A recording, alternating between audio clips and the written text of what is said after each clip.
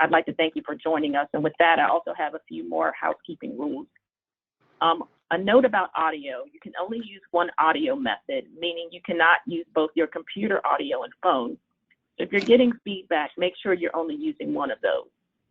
Also, regarding navigating the GoToMeeting platform, the platform can only accommodate 25 cameras. So if you're wondering why you're not on screen, that may be why. Also, if you do not want to appear on screen, feel free to turn your cameras off. I'd also suggest that you select view who's talking so that you can see who's actually talking. With that, I'd like to turn it over to our presenters, Reverend Grantley Martelly and Reverend Dr. Andre Sims. Thank you. Hi, good morning, everyone. COMTOR members. It's our privilege to be able to share with you today and to be able to just have a chat about COVID-19 and self-care and things that we can do to help maintain and make sure that we come out of this maybe even stronger than we went in.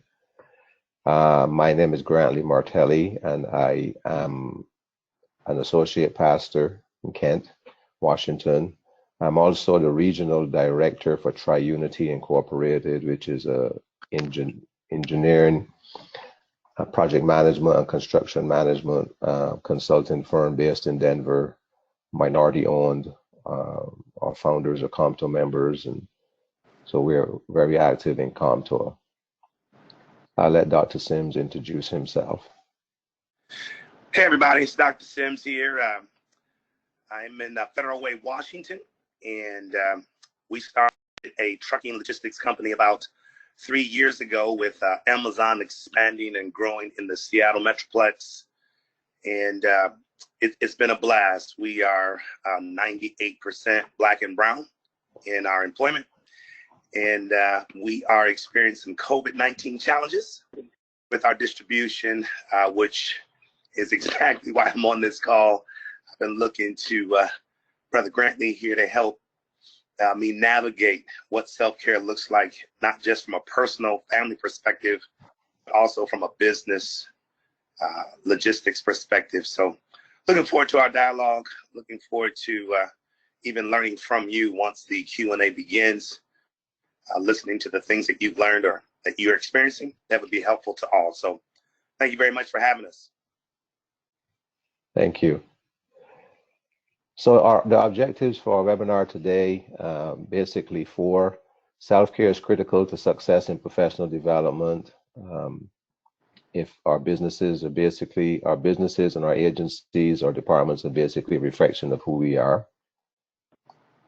Realize that our challenges are not unique to us, even though sometimes our minds may play games with us to tell us that we're the only one in this situation.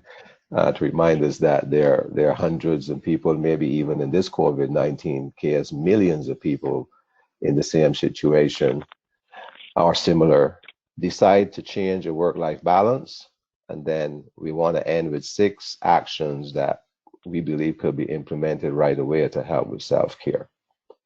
So with that, we'll begin. This first slide is what I call the grounding in reality slide. And it's the slide that basically is saying, you know, we understand the reality of what's going on.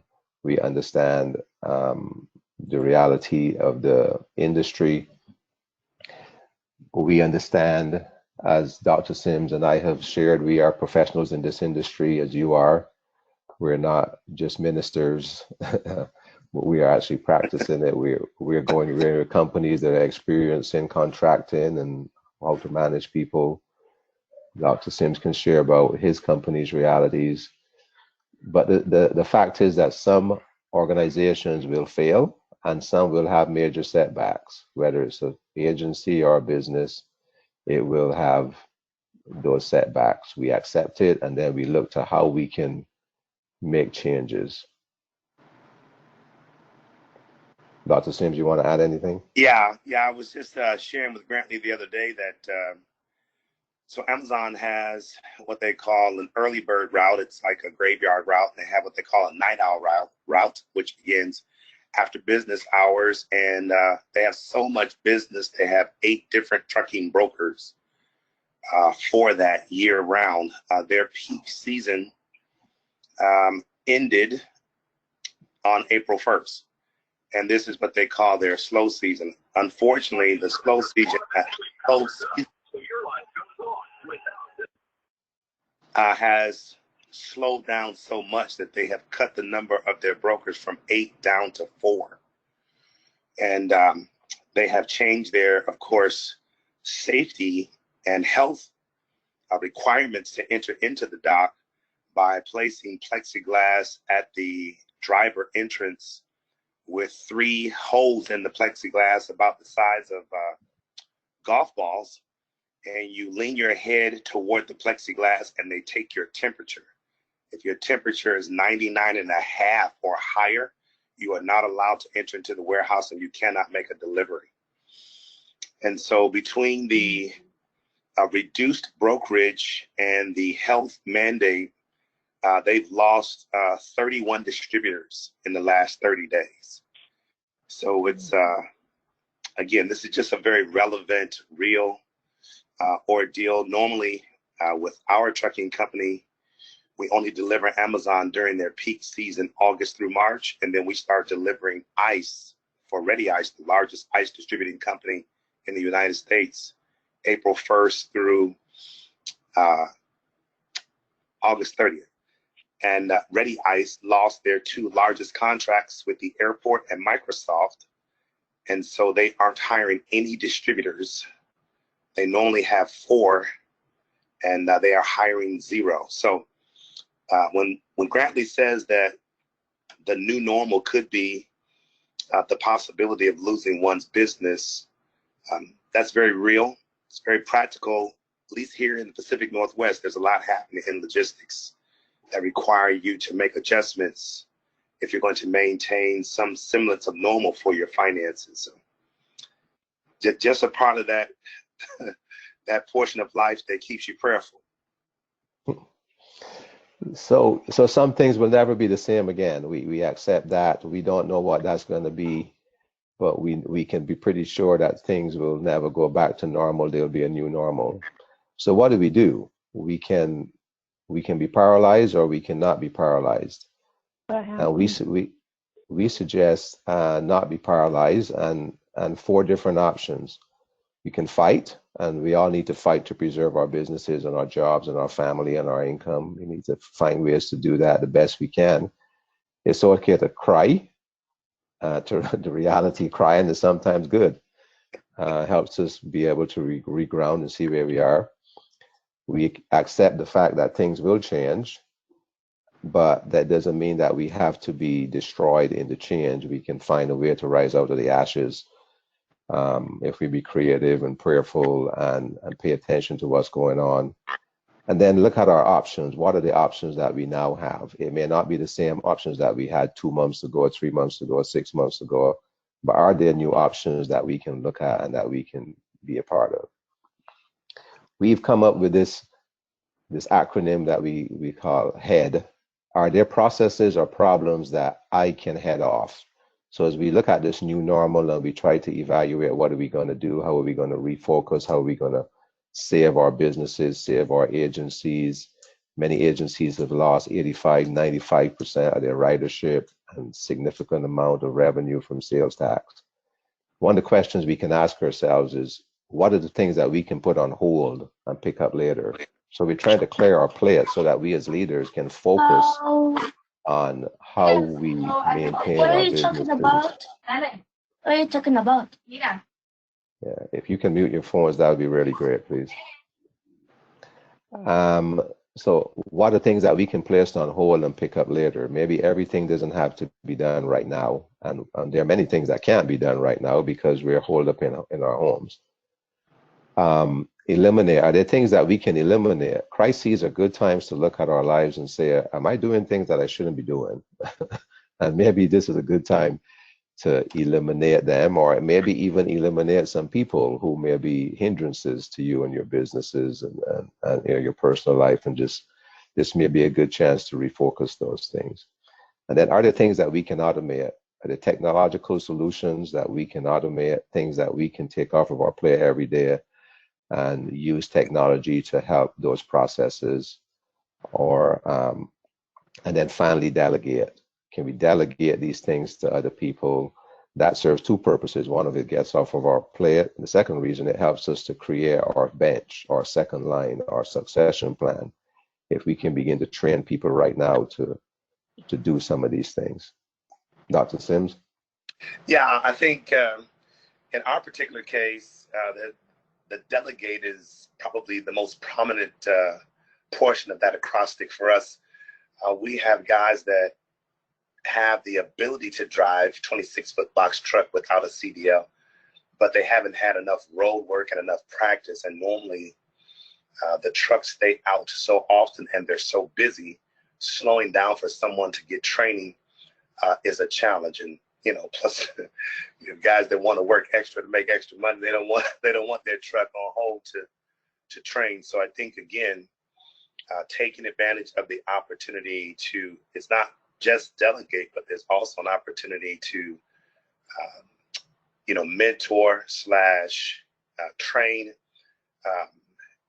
disciple. There's a lot of that that's taking place in this season that, quite frankly, I personally normally would not have time for, but due to the stay-at-home mandate in most of our states, we have more time on our hands than we know what to do with.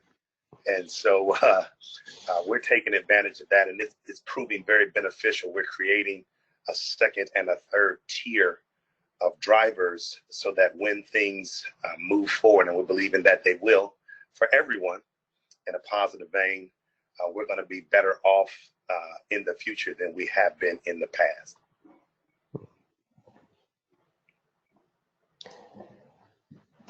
Next, we move to what we're calling the 3-word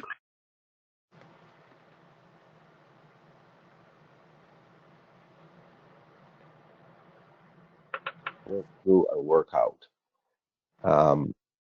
Basically, we have to keep working. We're holed up at home, but people are working from home. People are learning how to work.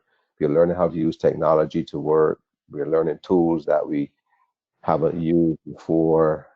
I'm learning things every day, every week. How to I learn how to how to make videos, teaching videos, and can create that, produce that, and actually how to load it onto the web. I've had to learn that these last few months. Working and adjusting. We're learning how to do webinars, and instead of just using our phones to chat with our kids and our grandkids and watch them play in the sandbox, we're actually using our phones to help us do work and to meet with people and establish new relationships. So keep working and adjusting. The second one is set daily goals. I've found this to be helpful for me. What do I want to accomplish today? And write them down. And maybe customer contacts or set up what we're calling now meet and greets. We had to cancel a lot of meetings with our clients. So we're trying to meet and greet them now online. And amazing to us, many of them are actually agreeing to have these online meet and greets to continue the conversation. So set daily goals, especially in many of our homes. Our office is 30 feet from our bedroom or 60 feet, so the distance from home to the office can be pretty short. So what can we do at the end of the day to feel as though we have accomplished something, and then redefine success to match reality? Dr. Sims, I'll let you cover this one.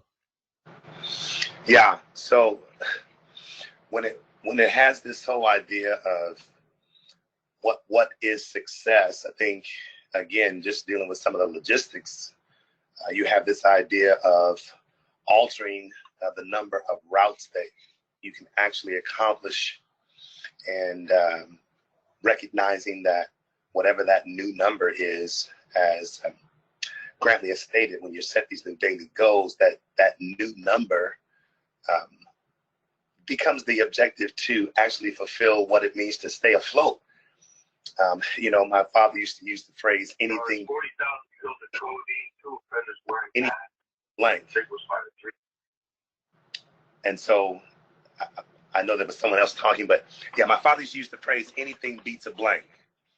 And so doing a minimal number of routes as opposed to closing the doors, is better than doing no routes and then researching what else is out there that might enable your company to stay afloat. In our particular case, because our church is looking to be the church for the community, we were able to partner with the Federal Way Public School District and begin the process of providing food from the church for those students that have free or reduced lunch, those students' families that have free or reduced lunches. And as it turned out, they did not have any trucks to provide transportation to pick up the food from the food banks that wanted to provide it for the school district and deliver it to the various churches in the community that became hubs for food distribution. So we wound up with this whole new route or opportunity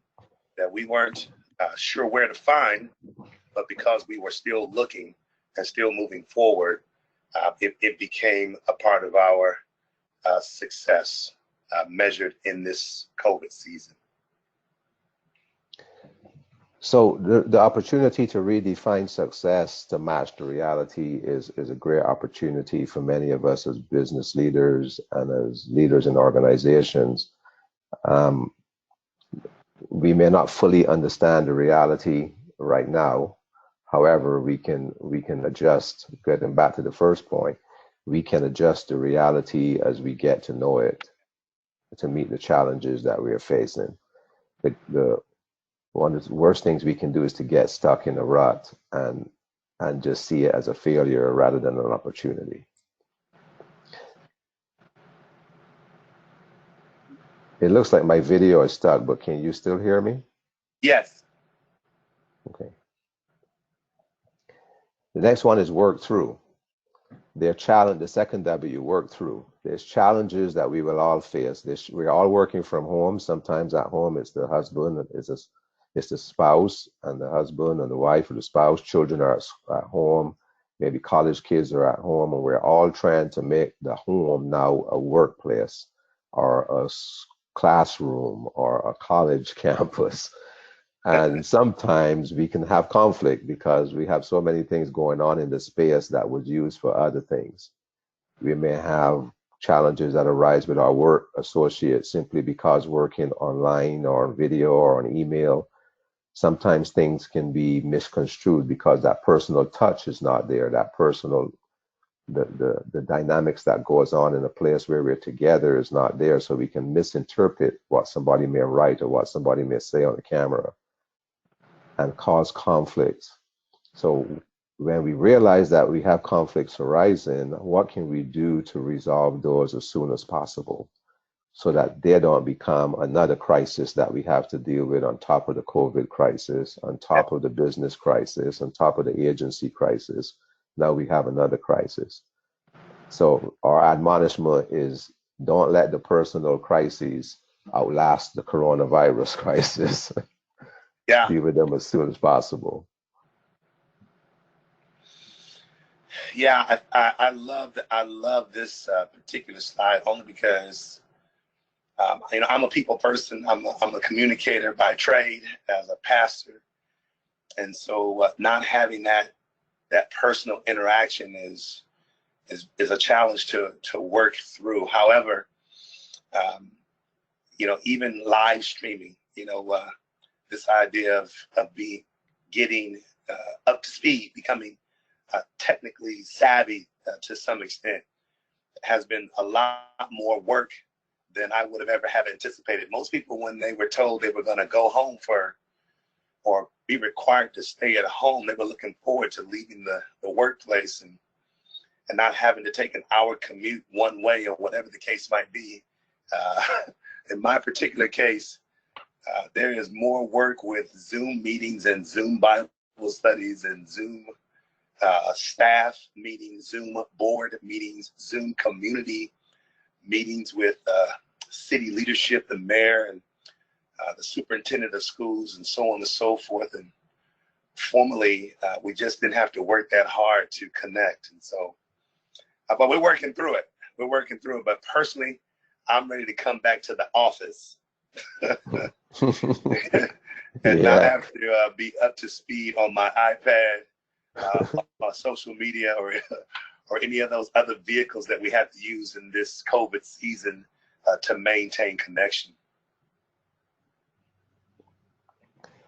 And the third W is workout. Physical activity, movement, staying well. Dr. Sims.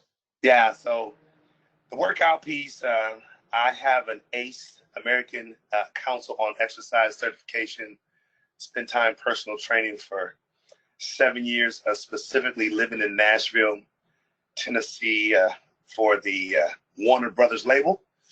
And Brooks and Dunn, the country artists, were my largest, most frequently visited clients back in the day. And so, yeah, I call it the Corona 25 or the COVID 15.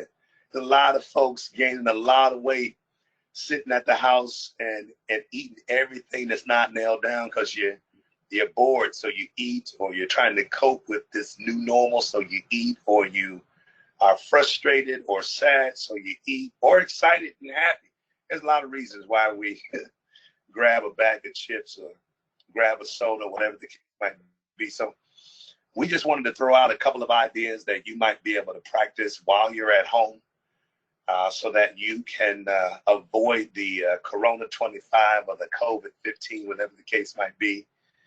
Some of you may have done just the opposite. You're already working towards a better health and wellness idea because you have time to concentrate on it, or you have time to accomplish it. So I'm just going to run down number one. Some of you are familiar with what we call the Furious Five, the Furious Five. If you avoid any one of these 5 food groups, or if you avoid all 5, it's going to help you to reduce the amount of calories you take in, which in turn has everything to do with how much weight you gain. So that would be fried foods, number 1. That would be red meat, number 2. Dairy products, number 3. Salt, number 4. And sugar, refined sugar in particular, cakes, cookies, pies, those types of things, banana bread, those 5. If you can avoid those Furious 5, some of you would put sugar number 1 because you never saw chocolate that you didn't want or you didn't like. So I'm a late night guy. I'm a nocturnal guy. I don't go to bed till midnight, 1 o'clock. And so for me, it's 10 p.m. to whatever bedtime is. That's when I get in trouble creeping around the house for mom's fresh baked brownies or brown sugar pound cake. My adult young children, my adult young people, I call them children, but they're adults. They have come from California to be with us during this stay-at-home season, and their mother is spoiling them with their favorites. And so I'm trying to avoid, like I said, putting on the Corona 25 by not eating all the stuff that was supposedly baked for the young adults. But man, I'm getting to it before they get to it. Another thing you can do, that's the Furious 5 again: red meat, fried foods, dairy products, salt, and sugar.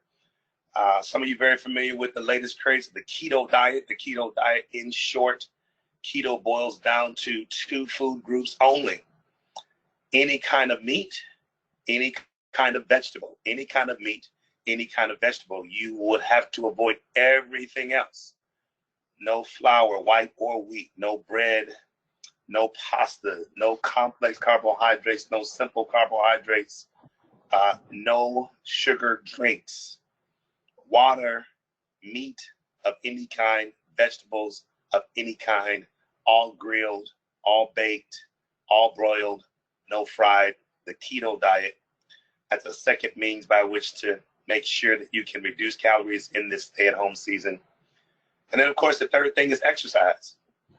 Some kind of way you got to figure out, if you're walking up and down your front stairs, if you're walking around the block, heading over to the lakefront, walking on the boardwalk,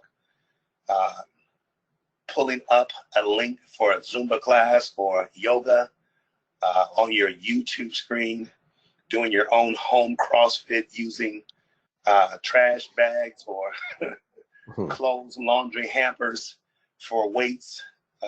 Anyway, those are just some suggestions that we want to throw out to you of ways that you can avoid not being able to fit your favorite outfit once this COVID-19 is over.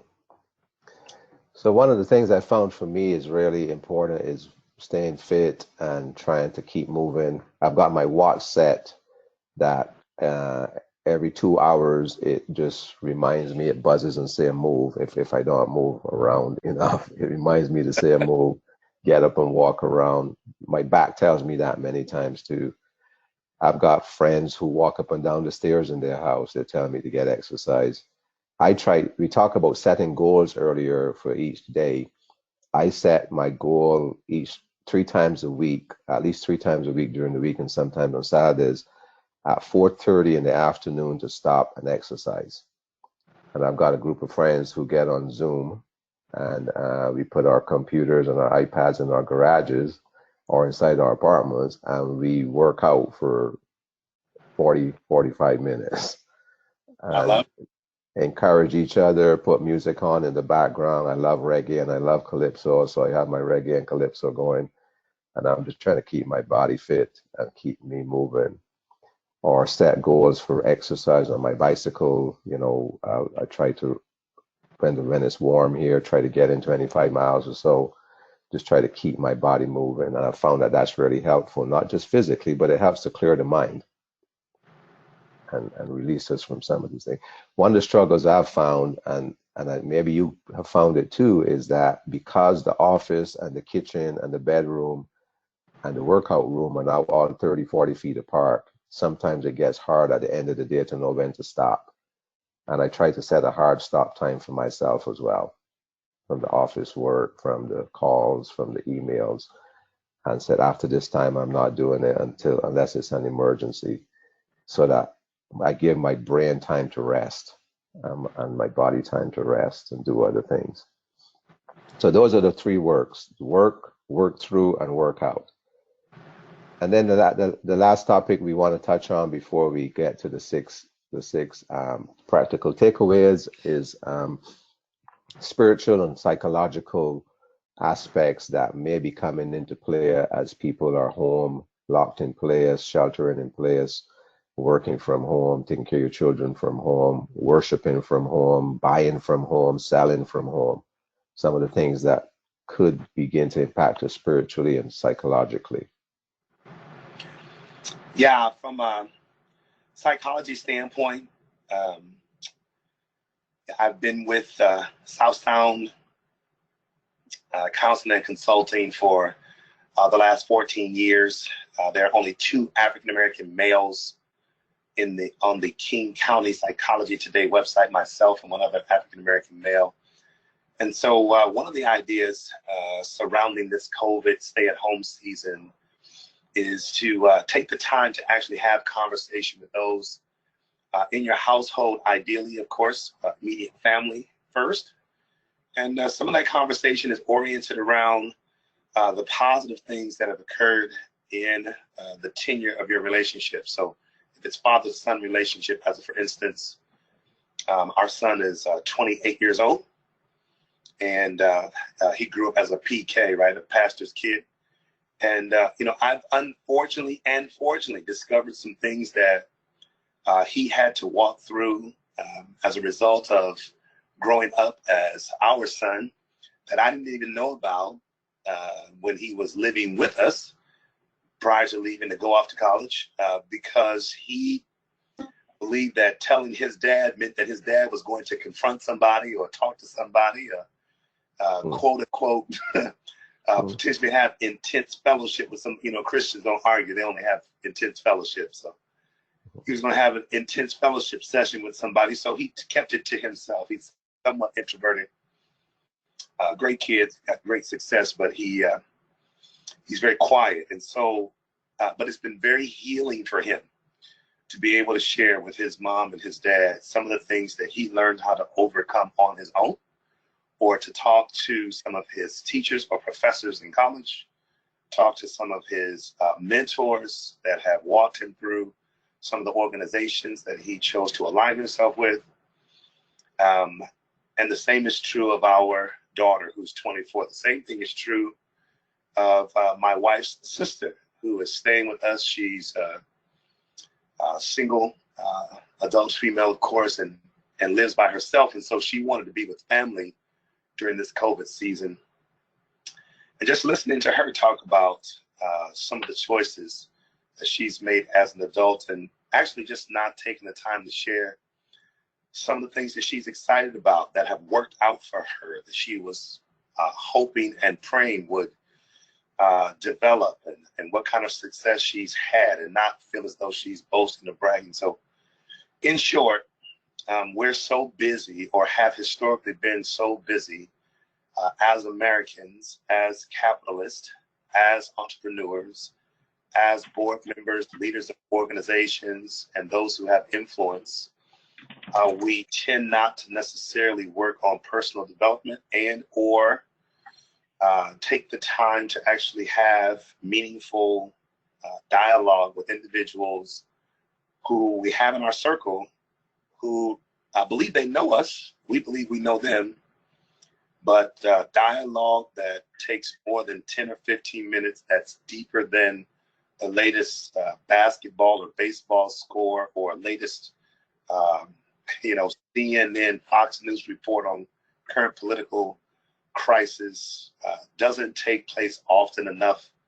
And we want to encourage you to consider, maybe having those conversations and being of encouragement to someone, being able to affirm them, exhort them, compliment them, or sharing a hurt or something that was painful, something that is unfortunately stuck in your craw, and it's been stuffed, but it hasn't disappeared.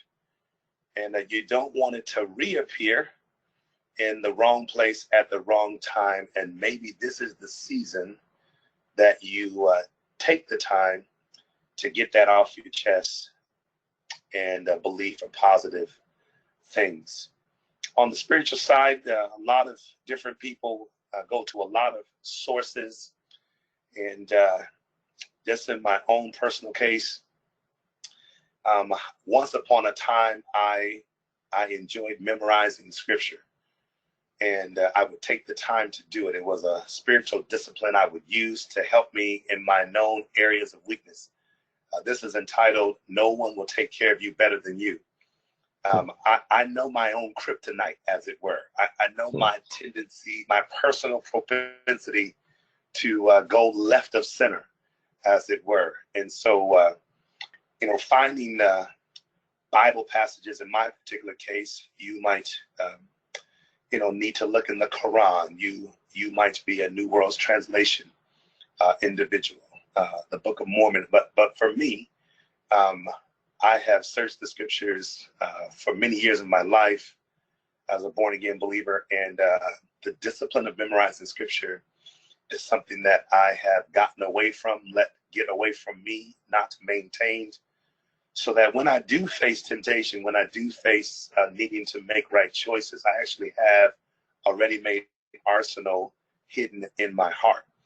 So what I've done is I used to do this back in college. I bought a big old janitorial key ring and some 3x5 cards with a hole punch in the top left-hand corner. On the line side of the card, I write the passage down. On the blank side, I write the book, chapter, and verse, and I use that ring as a way of accumulating an arsenal to help me, find greater victory in this COVID season, which will apply to my life for the rest of my life, with passages I'm memorizing with this additional time I have on my hands. Go ahead, Grantley. So, we thank you, Dr. Sims. We acknowledge that fear, depression, desperation, and all of these things are real, and that there are some spiritual disciplines that can be helpful. And if anyone would want to have a further conversation with us about some of these things from a spiritual perspective, we're more than happy to have that with you on another conversation at another time or on another webinar. But as Dr. Sim says, finding things in our life that can help us find that hope, that tool that can help us with the spiritual and psychological challenges, whatever that hope is, we encourage you to find that. It could be memorizing scripture, it could be reading books, it could be praying, it could be meditating, it could be having those conversations that we need to have with other people that we haven't had before to help us through this time. But the spiritual and the psychological parts of us are just as real as the other business parts and the other financial part as well. Finally, the 6 actions that we can take during COVID-19 that we want you to take away from this. First one is make time for self-care. Be intentional about it. If you have to put it in your calendar, if you had to write it on your phone, if you have to put a note on your desk, something in your car, make time for self-care. Step away from the computer, step away from email, step away from the phone, and whatever that thing is you choose to do, be intentional about it and do it, and let people know when you're doing it. Feed the soul and the spirit. We just touched on that. Whether it's reading, praying, connecting, meditating, feed your soul. Make sure your soul and your spirit are being fed just like the body is being fed. This is a place that you can actually afford to put on 25 pounds. You're right. That is so true. Yes. Maybe this is where we add the weight. We add the discipline. And stay connected. Don't be isolated. Isolation can cause us many problems and depression and anger and fear. So stay connected with other people. Stay connected with your friends and your family. I made a connection in one of the articles I wrote a few months ago called 11 Things to Do while Coping with COVID-19. And one of them that I suggested was try to connect with friends that I have not connected with for a long time. Not text them or email them, but actually physically call them on the phone and hear their voice, or FaceTime them and have that, how are you doing? I haven't talked to you for a while. Just want to make sure you're doing okay and have that conversation. Dr. Sims, anything to add there? Yeah, I was just gonna say that I've done the same thing. I'm not a big social media person, but because we're live streaming, I'm getting opportunities to connect with some old college buddies, guys I played college football with. And it's been fun to reminisce on with them and to see their success. I also want to digress to the very first point that we're making on make sure you take the time for self-care. I am aware that some friends of mine have been sending out links via text of all these hotels in the area and potentially in your area that you really couldn't afford, 5-star hotels that are open right now for pennies on the dollar. And instead of always, in my particular case, I'm in a house of 5, right? My son, my daughter, and my wife's sister. We still a waste of time. Take advantage of these penny on the dollar 5-star spots you can drive to in 10 minutes and make sure you get some quality time either for yourself sitting in their jacuzzi or with your spouse so that you're not just being homeschoolers and working on projects on your email. So anyway, just some more ideas to find peace. Balance information. The media overload right now, the 24-hour media. We all know this, the newspaper, the media, everything is sending us things about COVID-19, this thing, the next thing. There's hoaxes out there. There's who caused it. There's stuff about 5G and stuff about Bill Gates. And what I've all find is that set daily limits. It can be overloaded very quickly and it can play things with your mind. I have had to send text to some of my friends and some people and say, please do not forward me messages that forwarded from somebody else to forward to somebody else to forward to somebody else, because I will not forward it. I will delete it.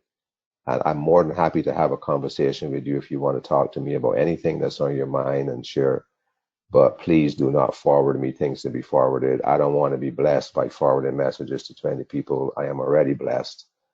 So, and many of them have just wrote back and, hey, thanks for letting me know. I won't send you those things again, but let's have a conversation pretty soon. And Dr. Tim talked about the exercise and overeating, and we came up with this hashtag no to Corona 25, right? Hashtag no to Corona 25 there. And finally, Dr. Sims also talked on the idea of spending family time together with the family, children, and enjoying that. Listen to good music, dance, exercise, play games, get outside, go for walks. My family and I had FaceTime dinner the other night. We all agreed to have dinner at the same time. My daughter in New York, my son in Las Vegas, we here in Washington, and our grandson, 18-month-old grandson, was the center of attention. But we all had dinner together online and talked about it, and it was actually pretty good to hear that. So those are the points we have, and our presentation. Now we'll turn it back over to Gutierrez to lead the question and answer time.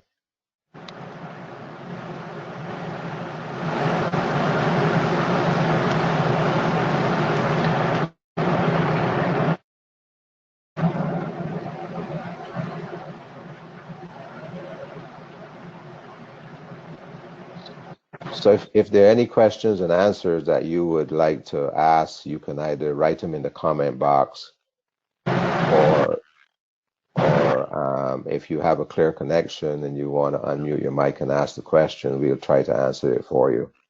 And when Gutierrez gets back online, she will take over.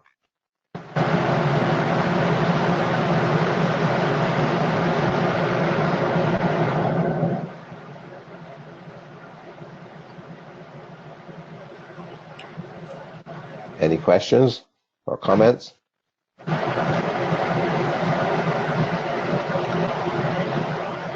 Let me see if I can get up here.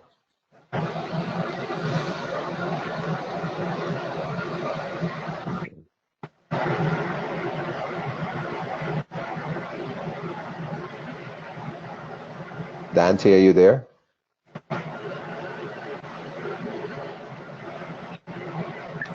Yes, I'm here, guys. I'm here. And actually, I was just about to type a question into the chat, but I'll go on ahead and bring up one just to kind of start a discussion, if you will.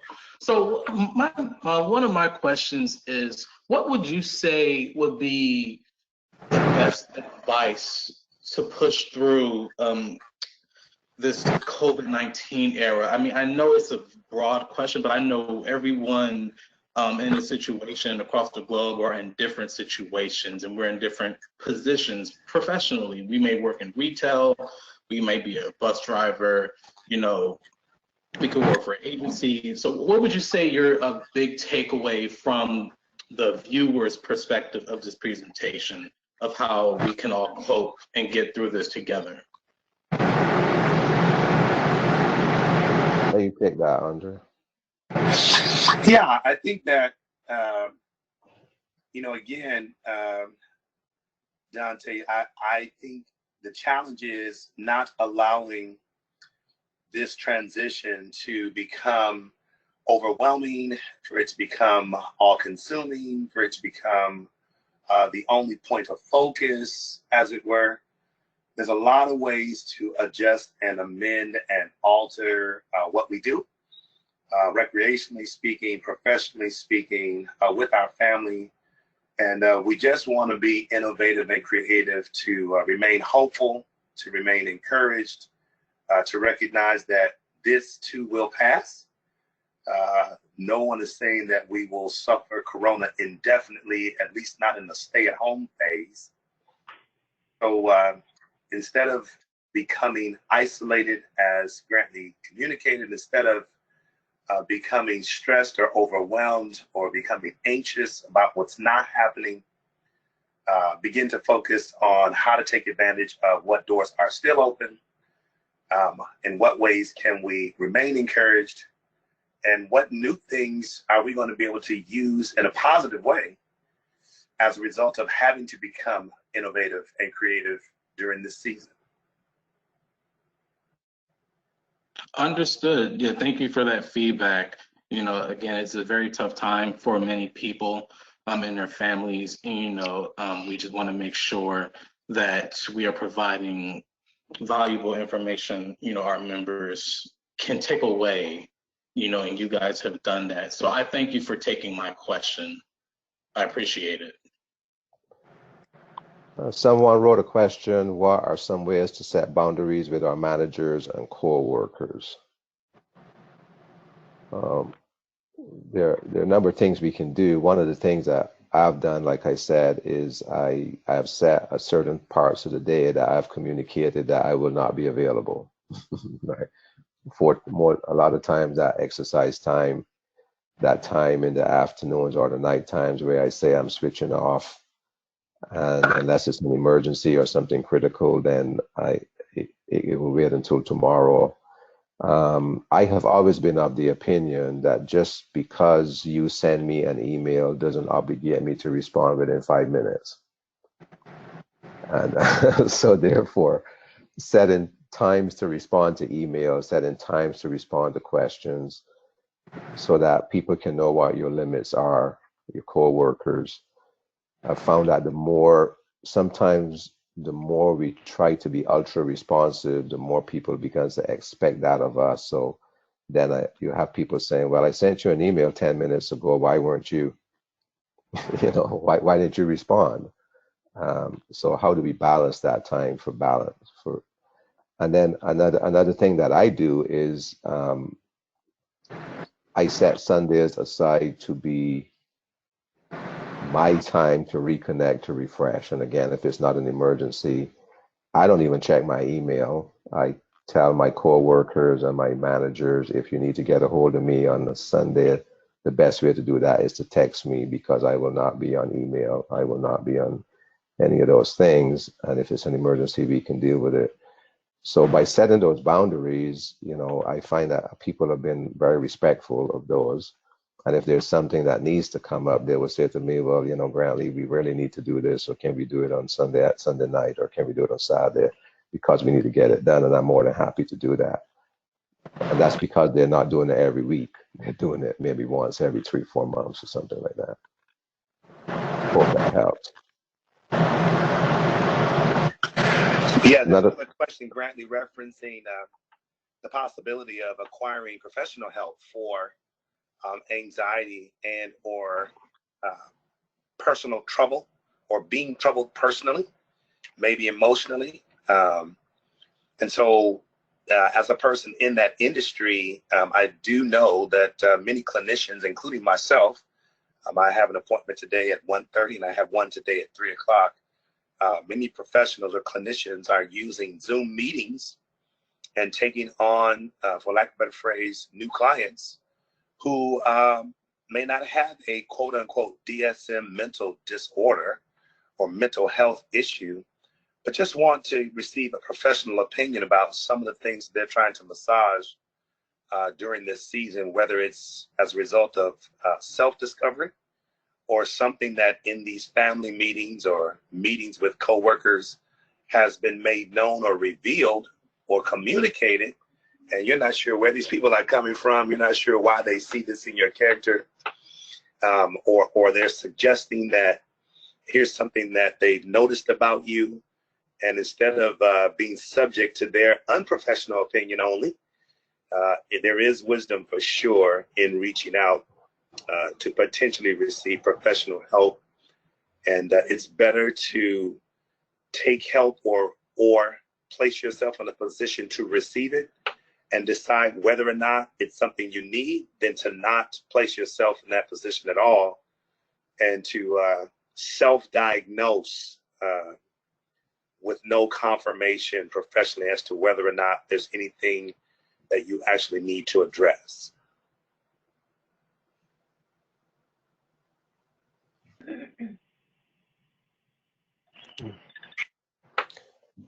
What advice would you give to someone who is an introvert, be it during this pandemic? or extrovert. I am an introvert, so I And I'm identify with introvert. that. I'll let Grantley go the introvert route out.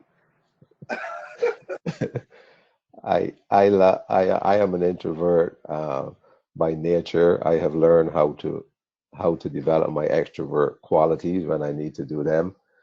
But I have found that again, some of the things that we're sharing or things that we're doing is I force myself to connect with people. I set aside those times to call people, to talk to people, to try to make sure that I'm not just enjoying the introvert. One person I read said this is an introvert heaven, COVID-19, because we can all be by ourselves and do our own thing. But I have found that I still need people. I still need to step out. So I try to be deliberate about communication, about calling, about talking, about volunteering. I have the opportunity to volunteer on Wednesdays at a food distribution, which my wife coordinates, and I work in the parking lot and just help control cars and greet people, say hi, how you doing, so that I don't just stay in my introvertness. I try to be deliberate about developing my extrovert qualities. Yeah, so I've got several groups of people who are extroverted like me, and you know, it's nothing for us to 2-3 days a week run out to a grocery store parking lot or a movie theater parking lot and keep our social distancing with our cars, put our lounge chairs out next to our cars, and just chop it up in person. That happens 3 or 4 days a week. There's a ton of people that want to do it. They want to get out. They want to socialize. They want to stay safe. In a parking lot, it's easy to get 6 feet, 12 feet, 18 feet, whatever you want.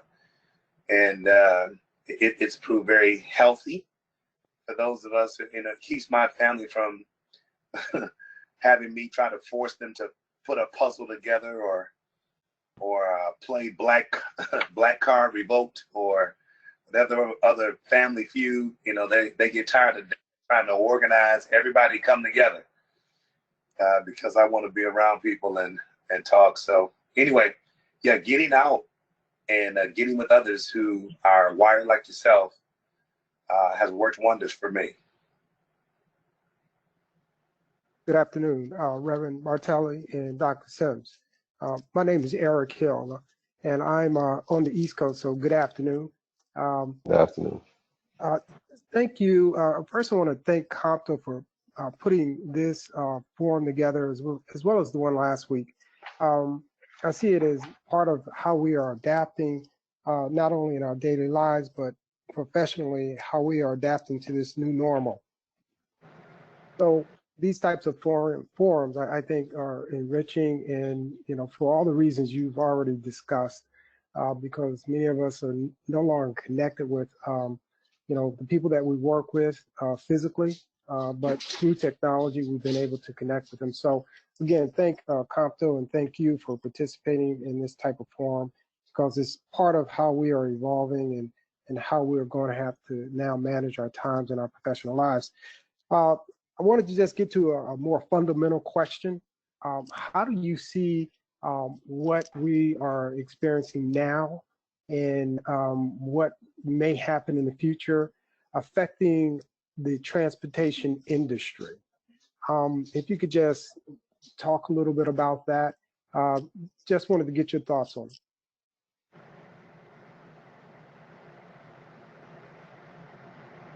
Go ahead, Dr. Singh. Yeah. So again, I think that unfortunately, the transportation industry, I can't speak to all of it. I can speak to those portions of delivery when it comes to logistics. That's a specific area in which I'm personally involved as an independent distributor. We're going to have to become more diverse in our approach of how we receive contracts or how we search out opportunities some of these major staples. Amazon would be identified as a major staple, a company that you can count on having delivery of, obviously based on their work model. But for them to be cutting down their distributorship and using their own employees and their own trucks. The same thing is true, as I mentioned, Ready Ice is the largest ice manufacturer and distributor in the United States. For them to only, at this time, to be using their own employees and not distributors creates challenges. However, again, we're believing that the business markets will pick up. In turn, deliveries will pick up. The idea that you would have rental vehicles or drivers with CDLs that come at a higher premium, that you would hire them without having the ability to know that you're going to be able to properly compensate them and make a profit. It does alter our approach, but it doesn't put us in the disposition of not moving forward. So yeah, for sure our approach has to change. We have to make sure that we operate in the black, and yet to have a business and still be able to move forward in the transportation industry. I don't see it going anywhere, but it is certainly being altered by the number of businesses that have been closed. It's my understanding 31 states begin to open up this weekend, 31 states. So maybe that means that business is going to begin to pick up prior to us getting to the summer. So what I would add is two things, and then we come into an end here. But one of them is we forgot to cover in the grounding in is, you know, the question of, is my business suffering, a transportation business, in COVID? Is it a root problem or is it a fruit problem? Are the experiences that I'm experiencing right now being revealed because they were caused by COVID-19? Or were these things that were pre-existing and COVID-19 is just showing to exasperate them or to bring them to the level right now? That could help us as transportation companies and transportation businesses and agencies refocus how we manage things.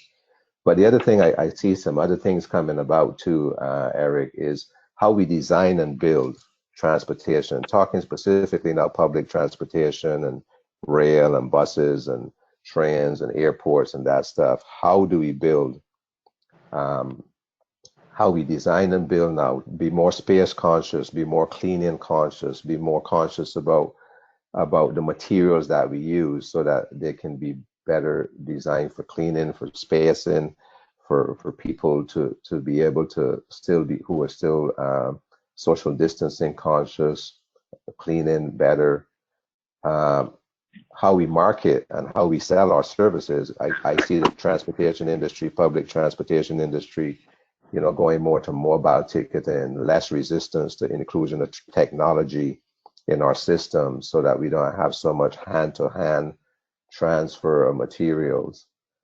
Clean the materials that we use. How do we clean our system? How do we clean our vehicles? How do we design them so that it can be more easily disinfected and kept healthy? And one of the things in the bus industry that has been debated much is operator shields. And I see this as a way of reframing that discussion. The operator shields now are more than just to reduce assaults and to help stop our operators from being assaulted, but they now could become that barrier. Many agencies are putting up plastic barriers in the buses. Well, if we had operator shields in some of those vehicles, then those could help serve as some of the barriers, just like Amazon is doing and how our supermarkets and Costco have done to put up those plastic barriers. So how we look at the things that we were looking at before, maybe it changes how we look at them and how we use them and how we see them going forward.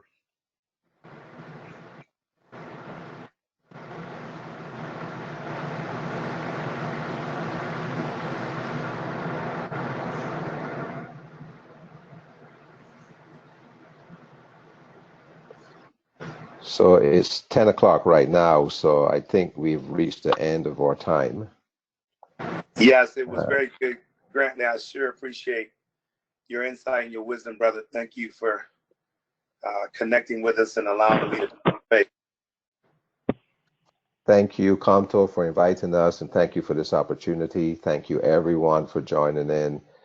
I hope you've enjoyed it, and if we can be of any assistance to you, please contact Comto National. They have our contact information, and we'll be more than happy to be available.